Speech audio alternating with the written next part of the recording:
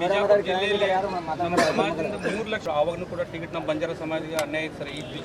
ಈಗ ಬಿಜಾಪುರದಾಗೂ ಕೂಡ ಈ ಸಲ ಕೊಡ್ತೀವಿ ಅಂತ ಹೇಳಿದರು. ಈಗಲೂ ಕೂಡ ಅವರಿಗೆ ಮತ್ತೆ ಅದೇ ಥರ ಆಯಿತು. ನಮ್ಮ ಇವರಿಗೆ ಮಹೇಂದ್ರ ನಾಯ್ಕ ಸರಿಗೂ ಕೂಡ ಹಂಗೆ ಇತ್ತು. ಈಗ ಸಲ ಒಟ್ಟು ಟೋಟಲ್ ಆಗಿ ಈಗ ಭಾರತ್ ಮಾತಾ ಕಿ ಜೈ, ಬೋಲೋ ನರೇಂದ್ರ ಮೋದಿ ಜಿ ಅವರಿಗೆ ಜೈ, ಯಡಿಯೂರಪ್ಪ ಅವರಿಗೆ ಜೈ. ನೀವು ಕೇಳೋದು ನ್ಯಾಯ ಇದೆ. ಆದರೆ ನಾಯಕರು ಎಲ್ಲರೂ ನಾವು ಸ್ವಾಗತ ಮಾಡ್ತೀವಿ, ಅದು ಕರೆಕ್ಟ್.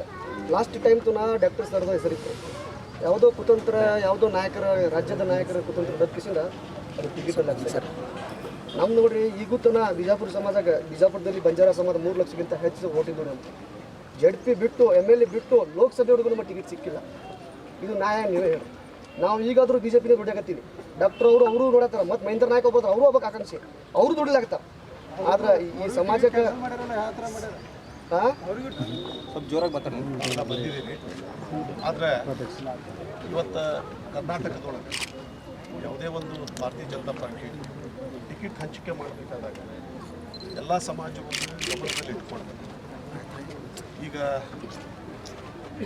ದಲಿತ ಸಮುದಾಯದೊಳಗೆ ಪ್ರಮುಖವಾಗಿ ಬರ್ತಕ್ಕಂಥದ್ದು ಒಂದು ಲೆಫ್ಟು ರೈಟು ಬಂಜಾರ. ಸೊ ಇವರು ಎಲ್ಲರಿಗೂ ಇರುವ ಒಂದು 5 ಸೀಟುಗಳು.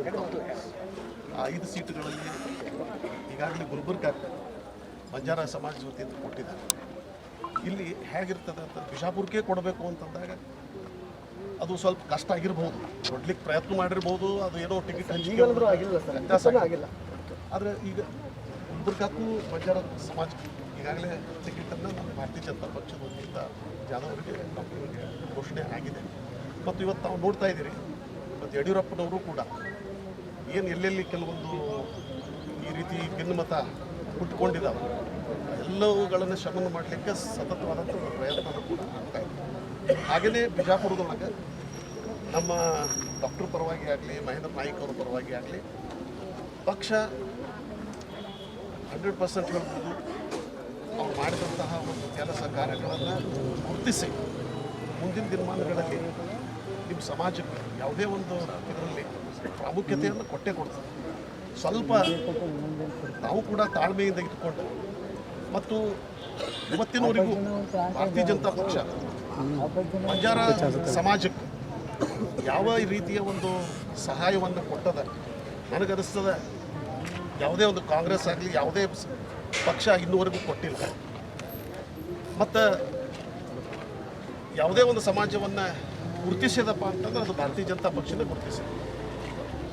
ಮತ್ತು ನಮ್ಮ ರಮೇಶ್ ಜಿಗಜಿಣಗಿ ಸಾಹೇಬರು ಹಿರಿಯರು ಈಗಾಗಲೇ ಸಂಸದರಾಗಿ ಅವರು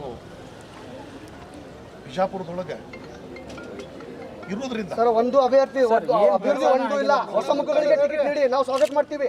ಹೊಸೊಬ್ಬರಿಗೆ ಒಟ್ಟು ಟಿಕೆಟ್ ನೀಡಿ. ₹1 ಕೆಲಸಿಲ್ಲ, ಟಿಕೆಟ್ ಬದಲಾವಣೆ ಆಗಲೇಬೇಕು. ಆಗೈತಿ, ಅದೇ ಒಂದೇ ಬೇಡಿಕೆ ಸರ್, ಬೇರೆ ಸರ್. ಈಗಾಗಲೇ ಟಿಕೆಟ್ ಘೋಷಣೆ ಆಗಿದ್ದದ.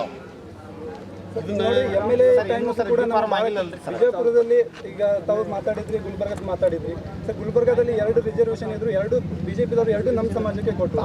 ಅಲ್ಲಿ ಪ್ರಾಧಾನ್ಯತೆ ಇಲ್ಲಿ ಯಾಕಿಲ್ಲ ಅಂತ, ಯಾಕಂದ್ರೆ ನಮ್ಗೆ ಇಲ್ಲಿ ಅಷ್ಟು ಇದು ಮುಂದೆ ಅನುಭವ ಇಲ್ವಾ? ವಿಜಯಪುರದಲ್ಲಿ ಬಿಜೆಪಿ ವತಿಯಿಂದ ಯಾಕೆ ತುಳಿತಿದ್ದಾರೆ ಅಂತ ಈಗ ನೀವು ನಮ್ಮವ್ರ ಗಟಾರ್ ನೀರು ಸಹಿತ ಹಿಂಗೆ ಸೊಳ್ಳೆಗಳ ಕಡೆ ಆಗೋದು. ಇನ್ನೊಬ್ಬರಿಗೆ ಬೇಕಾದ್ರೆ ಮೀಡಿಯಾ ತಗೊಂಡು ಹೋಗ್ಬೇಕು. ಸಂಸದ ದತ್ತ ತಗೊಂಡ್ರು ಯಾಕಾಗಿಲ್ಲ? ಮೋದಿ ಅವರಿಗೆ ಸ್ವಾಗತ ಮಾಡಬೇಕು, ಮೋದಿ ಅವರಿಗೆ ತರಬೇಕು. ಆದ್ರೆ ಮನವಿಯನ್ನು ವರಿಷ್ಠರಿಗೆ ತಿಳಿಸ್ತೀವಿ. ನಾವೇನು ಬಂಜಾರ ಸಮುದಾಯವನ್ನು ನಮ್ಮ ಪಕ್ಷ ಎಂದೂ ಕಡೆಗಣಿಸಿಲ್ಲ. ಮಹೇಂದ್ರ ನಾಯ್ಕ ಅವ್ರನ್ನ ಜಿಲ್ಲಾ ಉಪಾಧ್ಯಕ್ಷ ಮಾಡೋದು. ಮಹೇಂದ್ರ ನಾಯಕ್ ಅವ್ರನ್ನಾಗಲಿ ಅಥವಾ ನಮ್ಮ ಡಾಕ್ಟರ್ ಅವ್ರನ್ನಾಗಲಿ ಎಂದೂ ಕೂಡ ಪಕ್ಷ ಅವ್ರನ್ನ ಕಡೆಗಣಿಸಲ್ಲ, ಅಷ್ಟೇ ಕೊಡ್ತೀವಿ. ಯಾವುದೇ ರೀತಿಯಾದಂಥ ನಿಮ್ಮ ಮನವಿಯನ್ನು ನಾವು ಮ್ಯಾಗ ವರಿಷ್ಠರಿಗೆ ತಿಳಿಸ್ತೀವಿ.